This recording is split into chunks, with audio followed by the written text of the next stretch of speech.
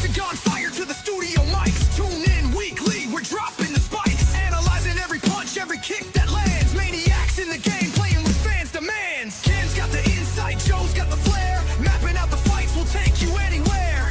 So grab your popcorn, buckle up tight. This is a Huddle Sports Network broadcast. You can find us on Roku TV, Amazon Fire TV, Facebook, and of course YouTube. Get all your NFL news here first.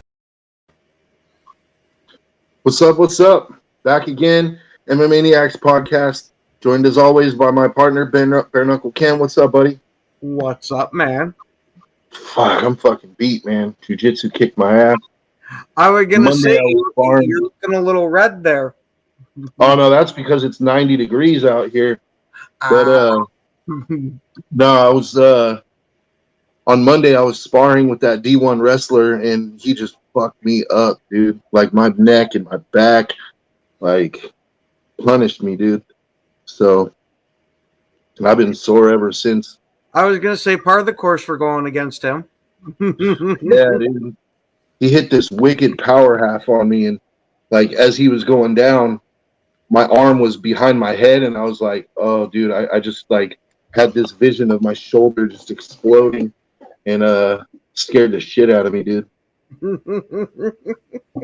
But thankfully that didn't happen. I was just like, tap, tap, tap. I couldn't tap. I had to verbally tap, so I'm like, tap, tap, tap. Like, I just had this vision of my shoulder just exploding and never being able to train again. What's up, Brent? So, apparently I missed something last week. You and I were talking about potential fights in the featherweight division, and I had mentioned that I thought John Silva and Diego Lopez would be a good fight, and it turns out they had already made that fight, and that fight happened this weekend, and Diego Lopez knocked out John Silva with a spinning elbow. So in the last 3 fights for the Fighting Nerds, they're 0 for 3 with a knockout, a chokeout, and a decision. Man, they aren't doing too hot. They're down bad, dude. I don't know. It's too late to backtrack my statements, like, I'm not that kind of guy anyway. Like, I firmly believe they're a good team. I think they'll get it right. I think they'll fix whatever issues they got going on, but it's definitely a setback for all 3 of them. Silva, thankfully, the thing about all of them, though, is that they all lost to guys that are like, well, actually, no. So Hoofy didn't lose to a top 5 guy, but Silva lost to Diego Lopez. Diego Lopez is ranked in the top 5. He's like either 2 or 3, probably. And Kaio lost to Imavov, who's number 1 or number 2. So I think because Dricus moved into number 1, so he's like number 2. So it's not the worst thing in the world for Kaio and for Silva. Unfortunately for Silva, though, like, he got finished bad, right? So that's what's going to be on everybody's minds going into his next fight is like, dude, you got spinning elbow, knocked out, and like he was bleeding bad, dude. He looked terrible. Go ahead. Oh, okay. So yeah, he looked bad, man. Not in the fight, but just in that moment, getting knocked out, getting bloodied up real bad. He looked bad. So it's a bad look for him as far as serious title contention. But he's coming off a loss. Like, he may have to fight down the rankings and work his way back up. It's set him back at least a fight, maybe 2. But I still believe in the long-term success of the team. I think they're good enough that they'll eventually. I can see these guys, at least a couple of them fighting for titles. But yeah, it hasn't been a good month for them. So Silva, I'm curious to know how far Silva fell down the rankings after that loss. Can you check the featherweight rankings for me? Give me 1/2 a second.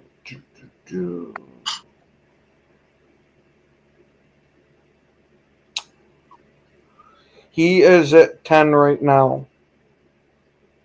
And how many did he drop? It doesn't say the drop. Okay. So he's still in the top 10.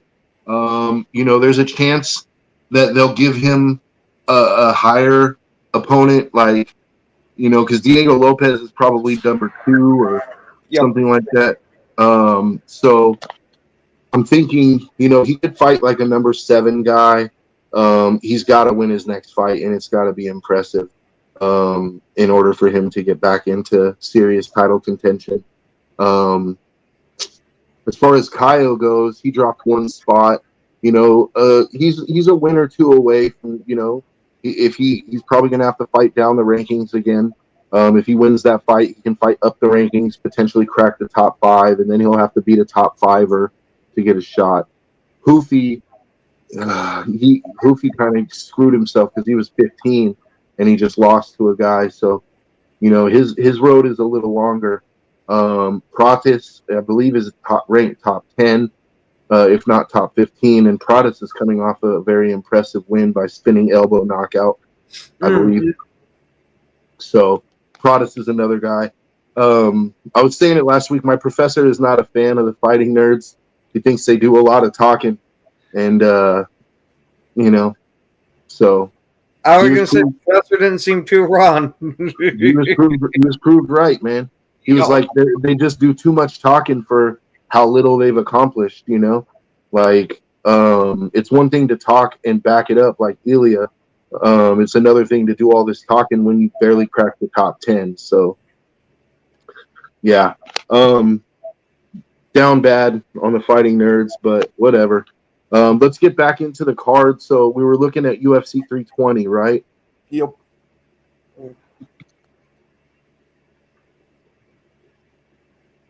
Now, we already discussed Merab and Sandhagen, and we already discussed Geary and Roundtree.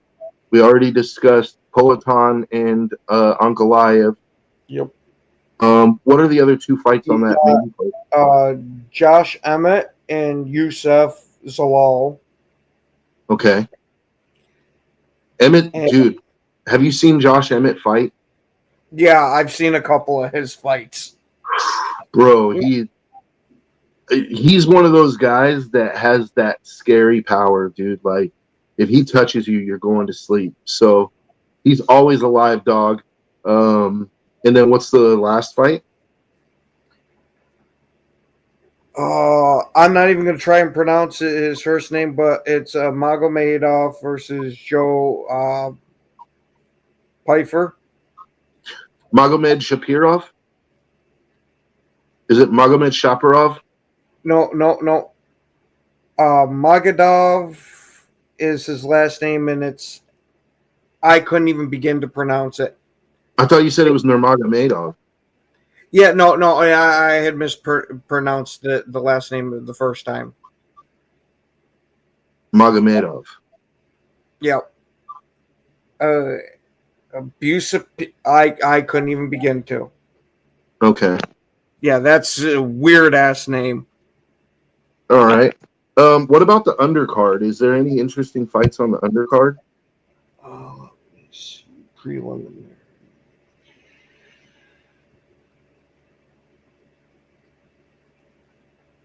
You got Farad Basharat versus Chris Gutierrez. Andre Muniz, I'm going to guess, versus Edmund Shabazan. I don't fucking know. These names are fucked. And Abada Gutierrez versus Ozzy Diaz. Okay. Nothing that really Pops off, yeah. Sticks out to me as being worth, spending any time talking about. All right, so let's jump into 321 then, because we've covered 320 pretty well. 321 is the one that I'm really looking forward to, for obvious reasons. Yep. Aspinall versus Cyril Gain. That's not even the one I'm really looking forward to. You're looking for fucking Verna. No, I'm looking for Zhang and Shevchenko. No, that's 22.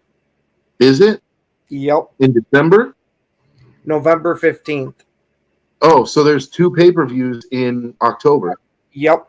You got 21's October 25th, and 20 is the 4th. Okay. So what's the card on the 321 card? That's Cyril Gahn. Yeah, and Tom Aspinall, Verna versus Mackenzie Dern, Oh. Alexander Volkov versus Jelton Almeida. Jonathan Almeida. Okay. Almeida, dude. So Almeida is an impressive guy. He's a really he's up there as far as like next to Tom Aspinall. He might be the best wrestler in the division. Really? Oh yeah. I don't know shit about him. No, he's an excellent wrestler. He's a pretty decent jiu-jitsu guy too. Yalton Almeida, he's good. Him and Volkov will be an interesting fight because Volkov is more of a stand-up guy. I think it's going to be a wrestle fuck. Like, just being honest, I can see Almeida just taking him down and dominating him. Cyril Gahn versus Tom Aspinall. I mean, okay. I'm interested because I want to see how Aspinall does in his first title defense, right? But everybody in the world feels like this is the consolation prize, right? And it's not even a particularly good consolation prize. Like, it's like, you were 1 number off in the raffle and the guy got a car and you get like a tongue depressor or something. You know what I mean? Like, you get a microwave, like, or which I got to personally experience, which was fun. You go to Lambeau Field for your very first time. They're doing a drawing for on-field passes, and literally the person in front of you is the one that wins. Yeah, exactly. Oh, let me tell you, it was great being at Lambeau, but man, that sure sucked. I mean, not. You know what? I'm gonna go ahead and get a little bit crude with it, dude. It's kind of like watching your favorite fighter fuck your girlfriend. You know what I mean? It's like you kind of feel like, okay, well, good for her. GSP's boning her down, like, but at the same time, there's just that feeling in the pit of your stomach. You know what I mean? You're like I'm getting cucked. Yep. Like that. That's how I feel with this fight. I feel like UFC fans are getting cucked with this fight, dude. That's how I feel. I'm sorry, but Cyril Gahn, like, he's a good fighter. He's not a great fighter. He's a good fighter. And the UFC heavyweight division is just so bereft of talent that it's like, I really feel bad for Tom Aspinall. Like, I really do, because he's an excellent fighter. And I think that he in another time, he would be able to hang. If you go back 10 years in the UFC heavyweight division, right? We're talking the days of like Cain Velasquez, Brock Lesnar, Junior Dos Santos. Let's see, who else? Oh God, I forgot his name again. The guy that Stipe Miocic beat. I don't know why I keep forgetting his freaking name, and he was good too, dude. Can you look it up for me? Who did Stipe Miocic beat for the heavyweight title the first time? God, I can't remember his freaking name, and it's gonna piss me off because he's like really a famous fighter, but for whatever reason, it just slips my mind.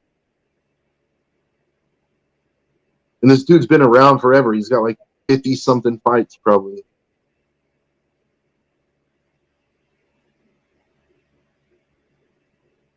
Oh, it's so frustrating.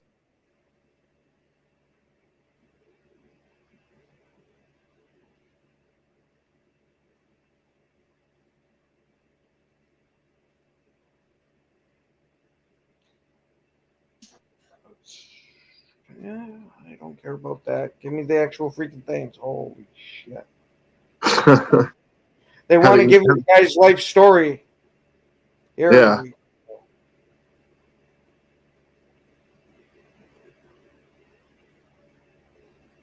Fabricio Verdum.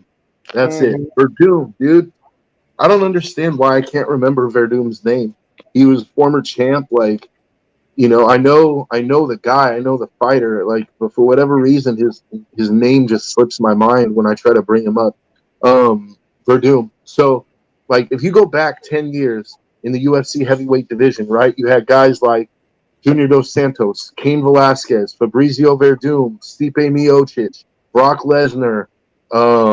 Let's see. I know I'm not naming them all. Frank Mir. Let's see. I mean, you had Randy Couture for a little bit too. Yeah, but Randy yeah, was. I know it was the last hurrah. No, I think by 15 he was done. Like I think by 15 he was done. I'm saying 10 years, right? Yeah. Like, okay.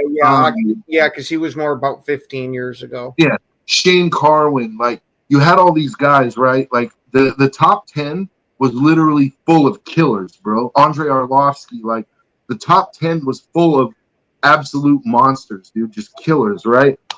I firmly believe Tom Aspinall could be a champion in that era. Like, the interesting thing though would be the title bouncing around, because I'm a firm believer. Like, as good as Aspinall is, I think him and Cain Velasquez, if they had a trilogy, Cain's winning at least one of those fights, like at least one. So, like, you know, then you could go Junior Dos Santos. Like, he might get 1 out of 3. Stipe, I think, definitely gets 1 out of 3 with Aspinall. You know, like, so there was a lot of really, really good heavyweights at that time. And my whole point with this is that Aspinall is unfortunately going to suffer for it's like in boxing, like, you know, the 80s was the era of the welterweights, right? Like you had the 4 kings.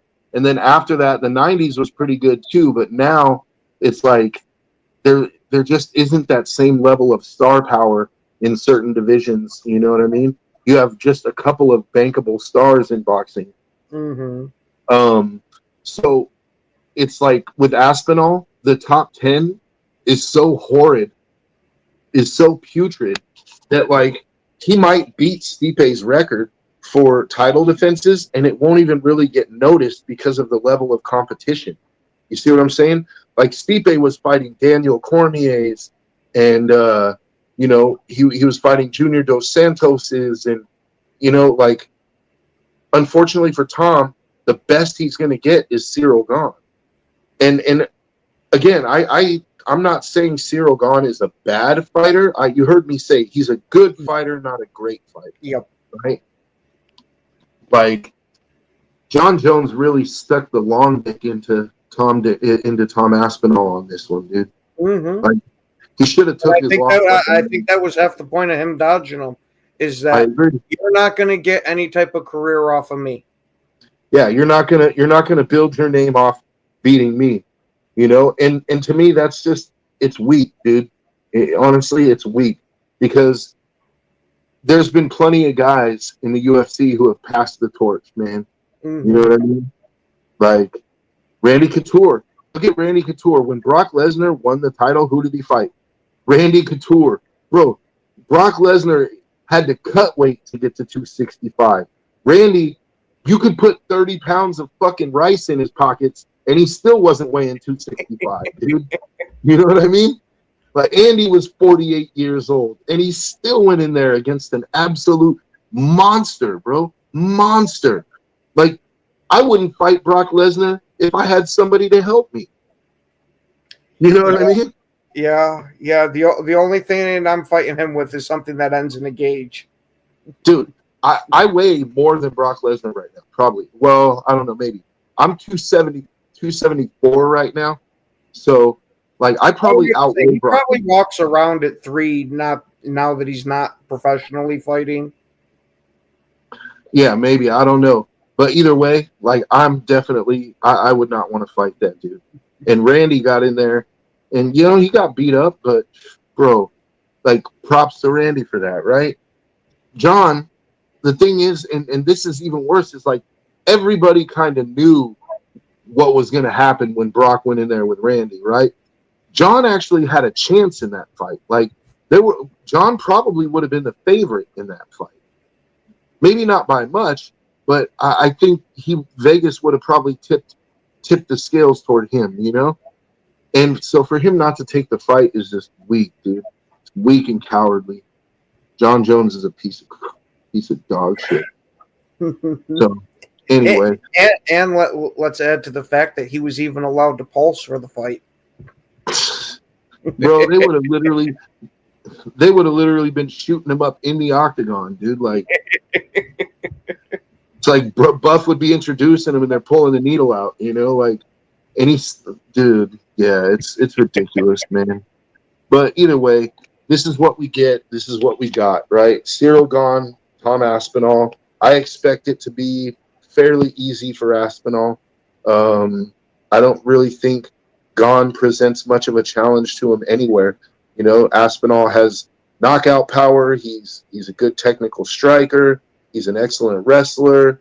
Like, there's really no area where I feel like he's threatened by Gone.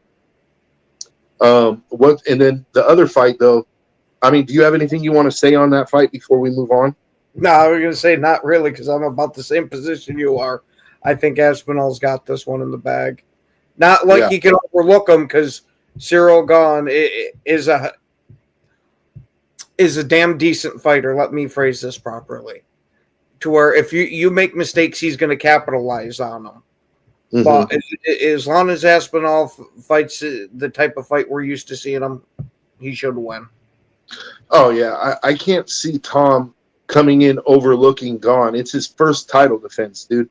Like, and he was handed the belt after Jones retires. So the whole world is watching him, dude. Like, you have to think you're going to get a hyper-focused Aspinall, dude. Like, you have to think that he's taking it seriously and he's ready, Man, you got to think if you're Cyril Gone that, hey, I should probably train by blocking tree trunk leg kicks because there's going to be some head kick coming.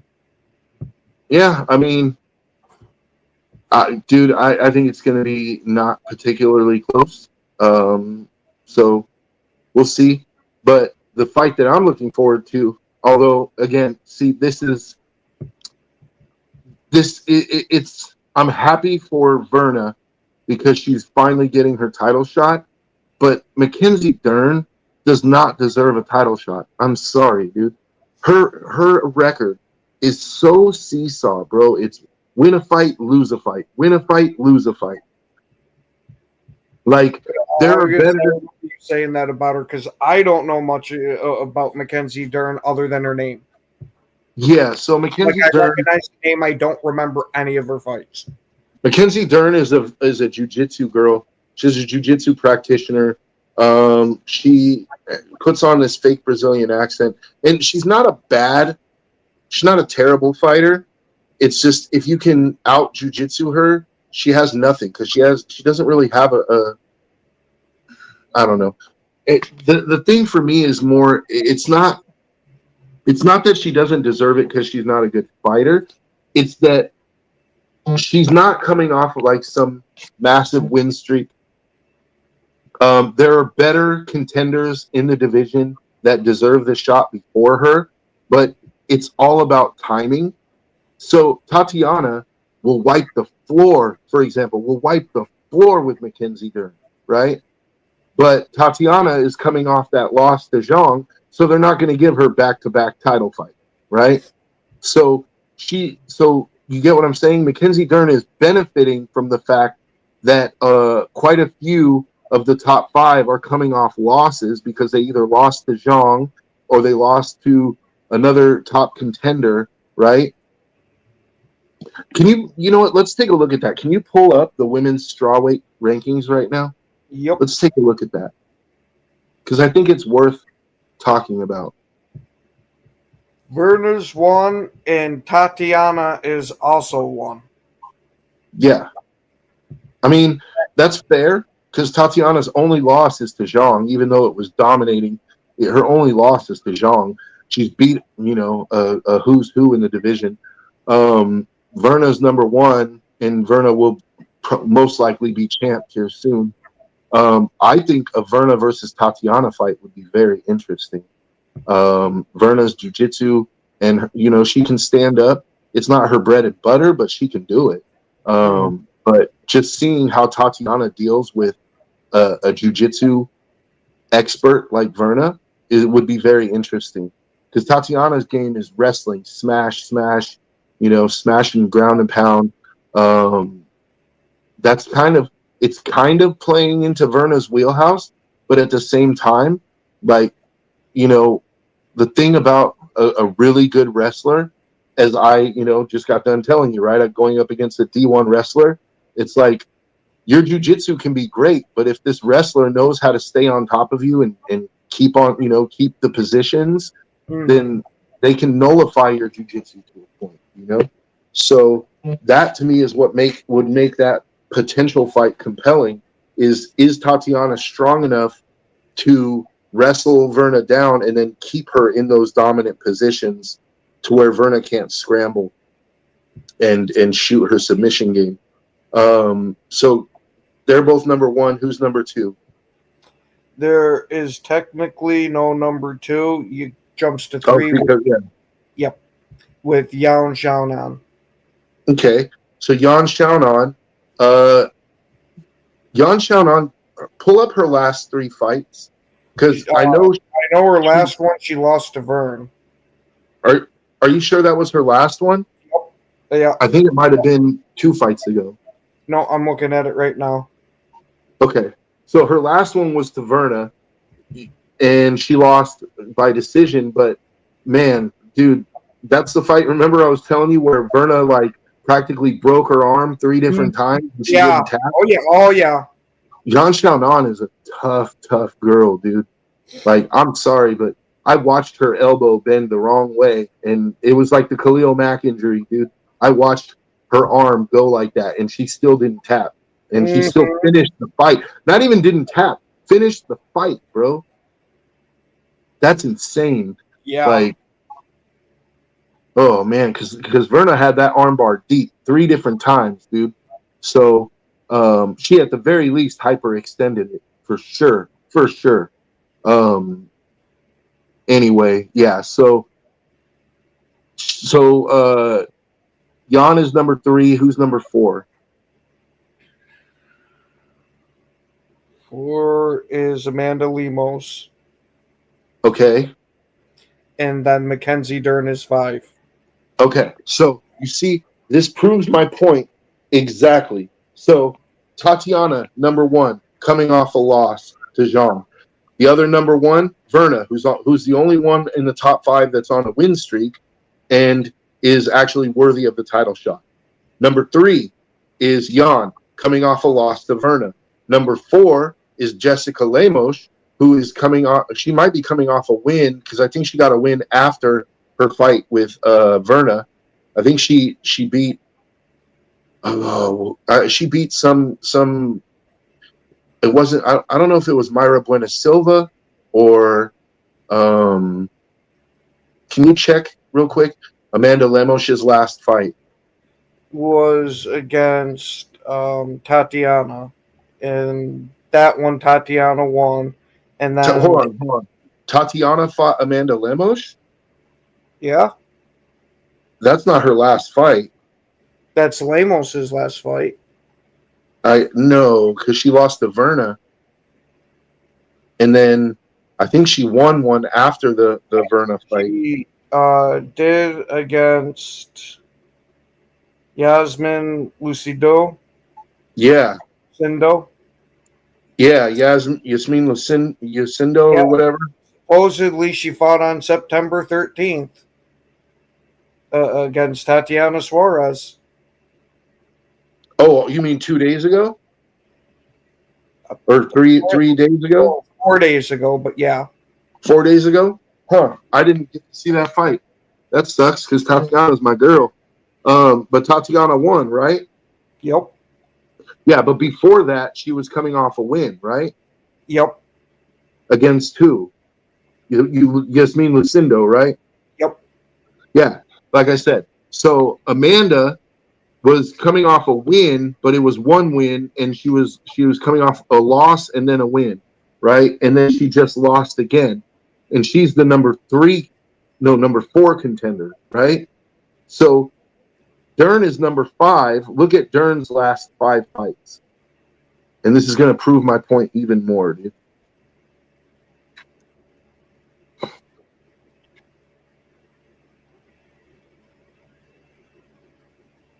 Oof. Yeah, she's won 2, or she lost 2 out of the last 5. Yeah. So win, loss, win, loss, win.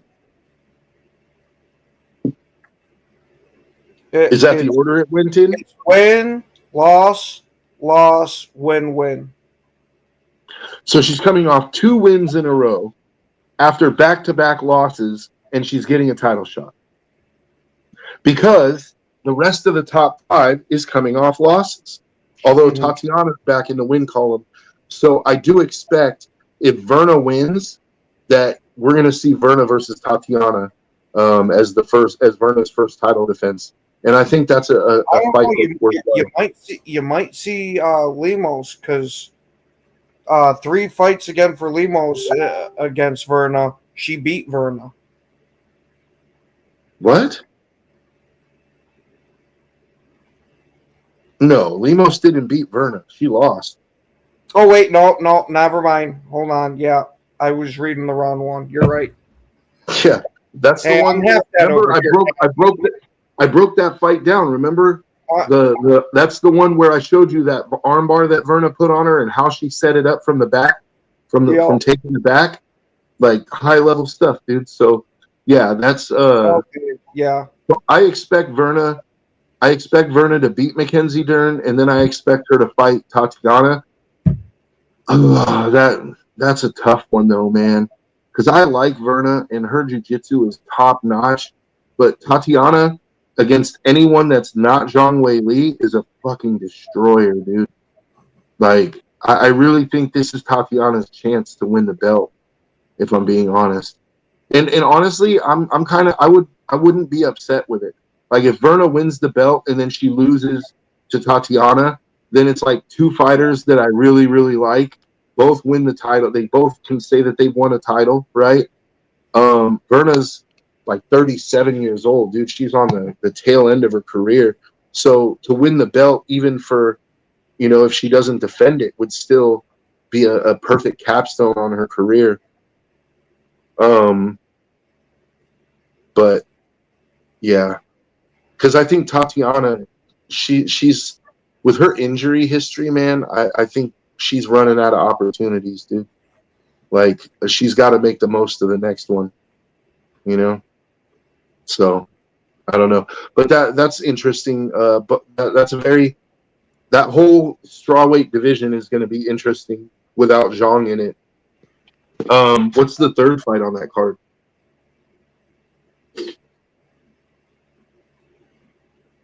Would you say? I just got a message. UFC 321. What's the rest of the card? Okay. It is Alexander. Oh yeah, we already talked about that one. Okay. Alexander Rachik. Okay. And Ozma Kendov. I don't fucking know. This is what happens when you get the fucking guy with dyslexia to read the shit. So, for all of our fans at home, Ken has a problem with reading Russian names. Yes, massively. Russians, Dagestanis, all of them. And you want to know what the worst part is? The worst part is I'm part Slavic with being Polish. Yeah.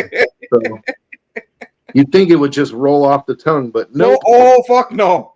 Fuck it does not. So, is there one more fight on the main card? It doesn't break down the difference between the main card and the preliminary. But after that is Chris Barnett versus Hamdi Abdelwaba. I don't fucking know. Another Russian or another probably Dagestani. Wouldn't Okay. fucking surprise me. We're just randomly throwing up letters now at this point, and we're calling it a name. Yeah, man. Like the Dagestani names and the Russian names can be tough. So, what do you think about that Verna versus Mackenzie Dern fight? Well, from looking at it, granted, this was all the way in 2020, but Mackenzie Dern did beat Verna. So that could possibly be. How did she beat her? Hold on. Decision or?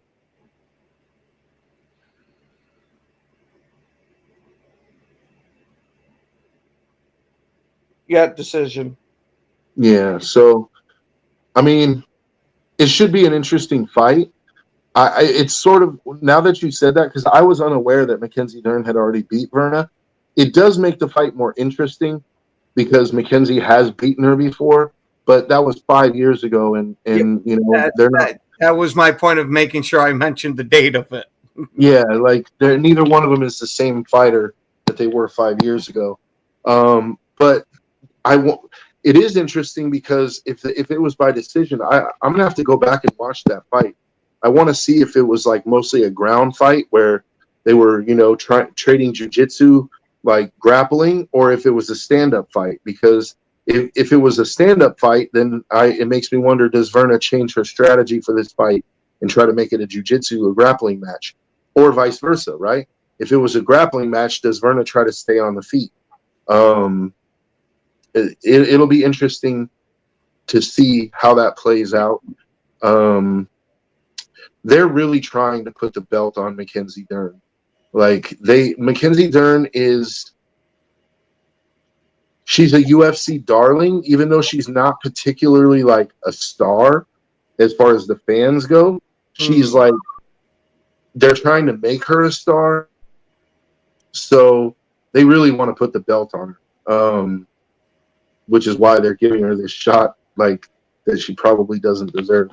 But we'll see, man. I think it's either way, whether the fight is standing or whether it's on the ground, it's going to be an interesting fight. I'm kind of hoping for a grappling match myself, which I know you're going to be like, oh, no, right? Like, hey, I don't mind a good grappling match as long as it's not just the lay and pray bullshit.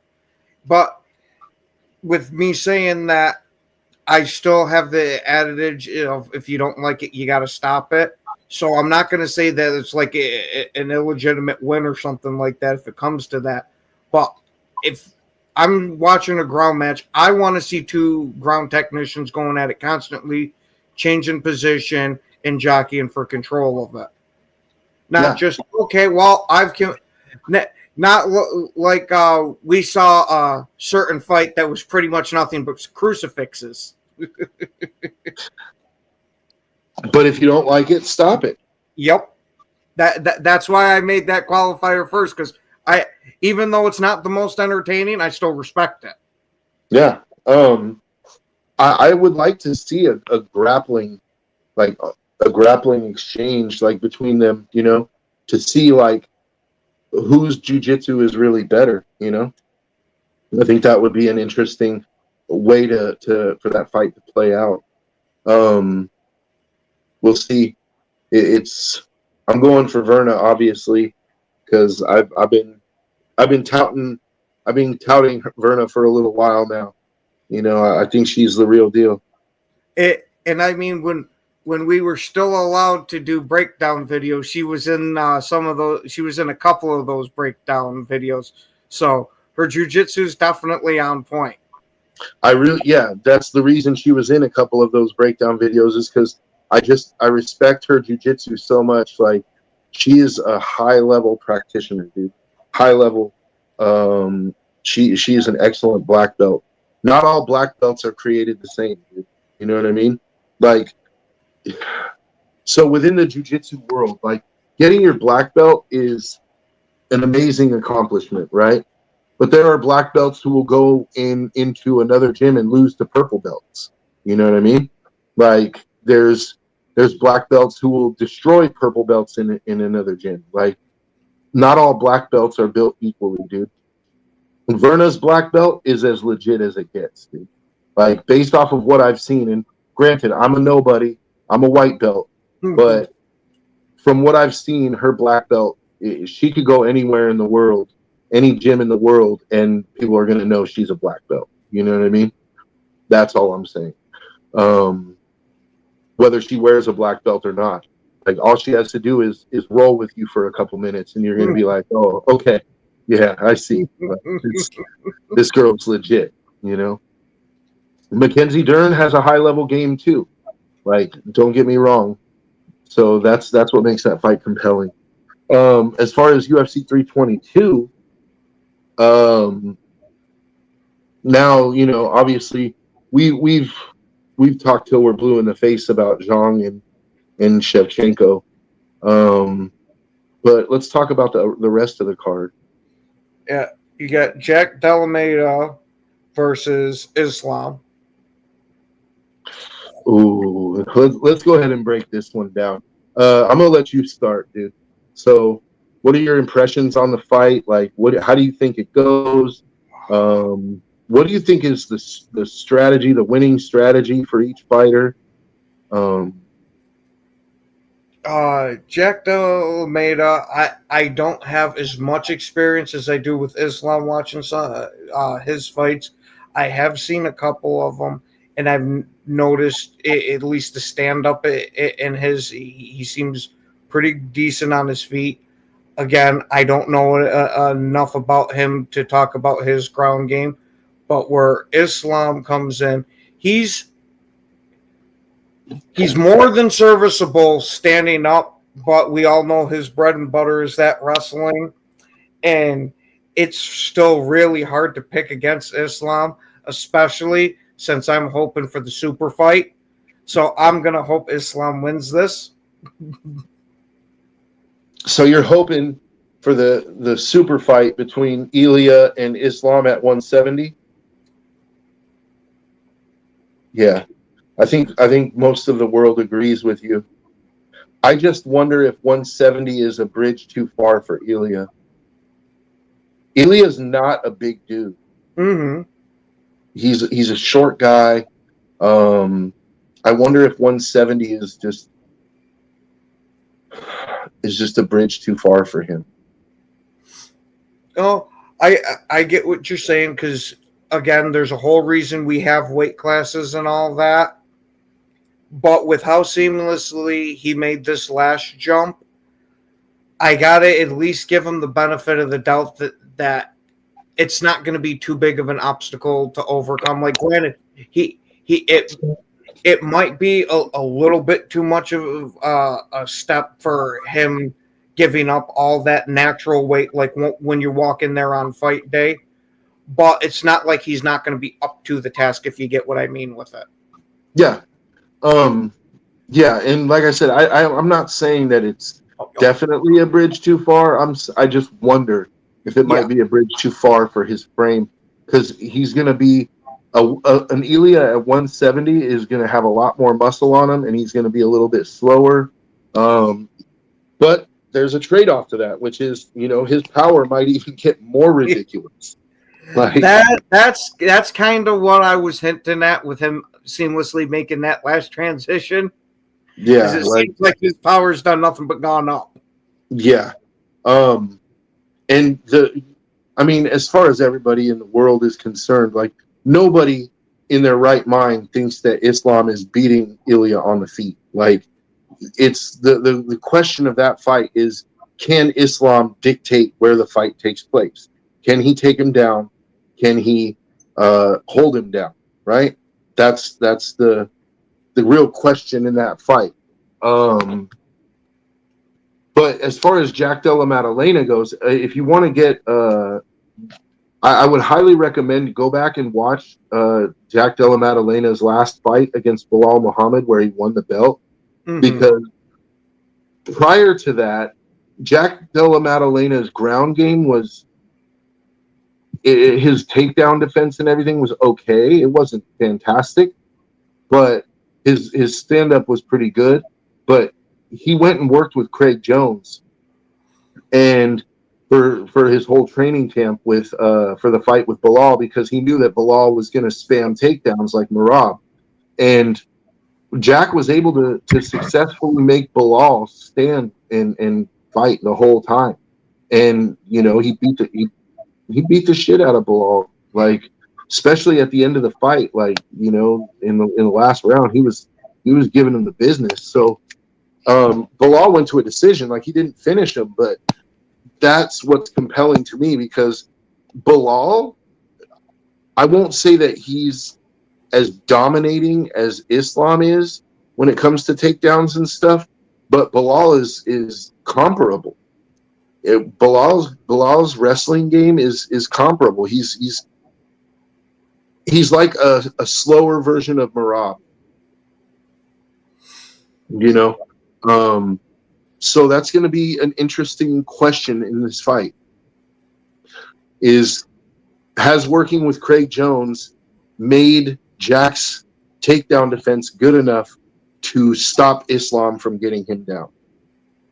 Because I do believe if Islam gets him down, it's gonna be a wrap. So, and here's an interesting question. What if Jack Della Maddalena wins? Like, where does Islam go from here? Like, is he going to stick around in a division where, because 170 is full of killers, bro. Like, look at that top 10 at 170. Let's pull that up real quick. Yep. Ooh. You got Brady in there. Sean Brady, that dude's an animal, bro. Yeah, he's number 2. He's an absolute animal, bro. You've got Bilal in there, but Islam isn't gonna fight Bilal because they're friends and they're fellow Muslims and Dagestani. Bilal, I think, is Palestinian, but they're both Muslims and they're friends. They're not gonna fight each other. But go ahead and read off that list. You got Shavkat at 3. Who's number 1 right now? Islam? Bilal. Who? Bilal Muhammad. Bilal Muhammad's number 1. Okay. Mm-hmm. Then you've got, who's at 2? Brady. Sean Brady. Absolute fucking animal. Then you got 3, Shavkat, right? Absolute animal. Number 4 is Leon Edwards. Okay, Leon isn't what he used to be, but he's still a formidable opponent. He's not the Leon that knocked out Kamaru Usman though anymore. Oh, that's perfect that you mentioned Usman because he's number 5. So Kamaru Usman is number 5, and Usman still has something in the tank. Like, Usman, as quiet as it's kept, Usman actually fought a very, very competitive fight against Khamzat Chimaev on short notice. Like, Usman only had like 2 weeks or something like that to get ready for the fight, and he took him 5 rounds, dude. Like that, or it might have been 3 rounds. I don't remember if the fight was 5 or 3, but I know that he took Khamzat to a decision on 2 weeks' notice. So, and we're talking Khamzat. Like, you remember what I said as far as if Khamzat was to fight Islam, right? Like, Khamzat would basically destroy Islam. Yeah, and that was a 3-rounder. Yeah. So, okay, so your top 5, you've got Bilal, who Islam can't fight or won't fight. You've got Brady, who, good luck, Islam. That's a tough fight, right? You've got Shavkat, which that's a tough fight. Right? Like, Islam has the advantage on the ground, but Shavkat's striking is phenomenal. Number 4, you've got Leon. Okay, Islam could beat Leon. Number 5, you got Usman. That's a very dangerous fight. Number 6 is Ian Machado Gary. Machado Gary, who just took Shavkat to the freaking limit. And, there's people who are arguing that maybe he should have won that fight. His jiu-jitsu game is top notch. Number 7 is Michael Morales. Okay. Number 8 is Jaquan Buckley. Oh, Joaquin Buckley. Oh, Joaquin. He's no slouch, but Islam beats him, in my opinion. Islam wrestle fucks him. So Yeah. I mean, we don't even need to go through the rest of the top 10, dude. Like, I think I've made my point, right? Like, if Islam loses this fight, is he realistically going to stay at 170? Because it's like, bro, good luck staying even in that top 5. You're going to have to fight nothing but killers in that top 5, dude. Yeah, and if he has to drop back down, he's right back to where he's got to fight Ilya. This is why you heard it here first, folks. I'm going to go ahead and say this. I think if Islam loses this fight, he retires. So he's going to John Jones Ilya. I believe so. I think, look, I like Islam. I think he's a great fighter, and I think his legacy at this point, I think, he might have surpassed Khabib. Maybe not. He's at least in that same air, right? He deserves to be mentioned in the same conversation as Khabib. But the fact that he gave up his belt and went up to 70 right as Ilya was coming in to fight him doesn't look good. And then if he goes up, a loss isn't going to look good for him, right? Like if he loses to Jack Della Maddalena, that's not good. And then it leaves him in a very tough spot. Where does he go? Like, we didn't even mention him. Is he even ranked in the top 10? Nope. He is still ranked at lightweight as number 1, but they haven't moved him up yet. See, because he hasn't had a fight. They're giving him a title shot based off his level of dominance at lightweight, but he's not even ranked. So it's like, if he loses this fight to Maddalena, are they going to still put him in the top 5? Not likely. Are they going to put him in the top 10? Probably. I could assume that they might jump him over Buckley or somebody, but like, good luck working your way back up to a title shot, bro. Like, you got to fight. You're going to start off with an Ian Machado Gary. Then you're going to have to fight either an Usman or a Shavkat or a Sean Brady. Bro, good luck. Good luck. That's all I'm saying. So you heard it here first. It might be a controversial take, but I'm going to go ahead and throw it out there. I think if Islam loses to Jack Della Maddalena, he retires. Yeah. Because imagine how bad this would be, Ken. He loses to Jack Della Maddalena. He comes back down, fights Ilya, and gets knocked out by Ilya. Like, what does that do to his legacy? Well, I think it gives him a little bit of...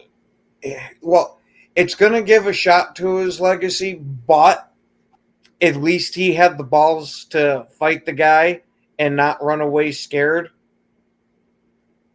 Okay, that's a fair point. So do you think that, so is your point basically that it actually, it lends to his legacy as much as it takes, because it gives him the credibility of he didn't duck Ilya, he went and he fought the best. So when we go back 10 years from now and we're reviewing Islam's career, talking about it, it's like, he lost a couple of fights, but he lost to the best of the best, right? Mm-hmm. Whereas if he loses to Maddalena and retires, you think that that's even worse for his legacy. Yes. That not only did you go out on a loss, but you cherry picked too. I mean, that's a tough point to argue against. Like, but I could see it happening, man. I don't know why, but I do know why. because Islam is about image, and he wants to be as considered as dominant as Khabib, and so if he goes out on a loss to Jack Della Maddalena, it's like in his eyes, hey, I went up a weight class and lost to the champ. There's no shame in that, right? Good time to call it a career. But if he loses going up a weight class and then he comes back down and he loses to Topuria, now it's like, is he even the best of his era at lightweight? That question becomes, because right now you can question it. Ilya, for all it's worth, like Ilya, he built his reputation at featherweight, right? He only has one victory at lightweight. So by far at this point, Islam is the superior lightweight as far as legacy goes, right? Yeah, I'd agree with that for now. Yeah. And again, I'm not saying that Ilya can't surpass him. I'm just saying as of right now, that argument can be made. So if Islam comes back down and he loses to Ilya, now the argument becomes, is Islam even the best lightweight of his era? And I don't know how you can, especially if he gets knocked out by Ilya, I don't know how you can argue that he's the best lightweight of his era if he gets knocked out by Ilya. Yeah. You see what I'm saying? No, so as much as we're like, we're shitting on Islam for like ducking the fight, I can't believe I'm going to say this, but I actually understand why he's doing it. It might make sense and all that, and it's a great business decision, but you left your balls in the drawer. Yeah, look, 100%. I'm not disagreeing with you on that, but it's a smart business decision. And at the end of the day, absolutely, I won't argue that point of it. It's very smart. It's just, to me, when you're talking about legacy and all that, if you dodged one of the guys that not only had a high rise and high popularity, but had a good chance to beat you, that puts a major mark on it to me. Yeah, I think it does to most purist MMA fans. I think it definitely puts a tarnish, a stain on his legacy. But it's a smart business decision. And at the end of the day, this is prize fighting, bro. It's a business. Like, I'm not trying to excuse what he's doing. I understand from a business standpoint, like marketability standpoint, I understand. I hope that's not the case. Islam, to me, seems like the kind of guy who cares more about legacy than money. Just like Khabib. Khabib cared more about legacy than money. And you know how I know that? Because Dana White offered him like $30 million to come back and fight again after his last fight when his dad died and he retired in the octagon. Dana White offered him something like 25 or 30 million, and Khabib wouldn't even come back for 30 million. He said, no, I made a promise to my mom that, when dad died, that was it. I was done. I'll never fight again. And he kept that promise. So to me, Khabib has integrity, and I think Islam has the same. So with that said, if Islam loses, I could see him. If you're talking about integrity, that to me sounds like you got to fight the best available opponents. And this is so because it's not like he made a promise to his father, and his father just died. No, that's what I'm saying. That's thrown out the window here. Yeah, so I think that it sort of makes me backtrack my statement about him retiring. I think what it comes down to is we're going to find out how much legacy means to Islam after this Jack Della Maddalena fight. And unfortunately, we have hit that time. We got a little too caught up talking about Islam ducking Ilya. Join us next week. Same bat time, same bat channel. Have yourselves a wonderful day, everyone. Yeah, yo, it's game time. Ain't no messing around. Huddle Sports Network, the best in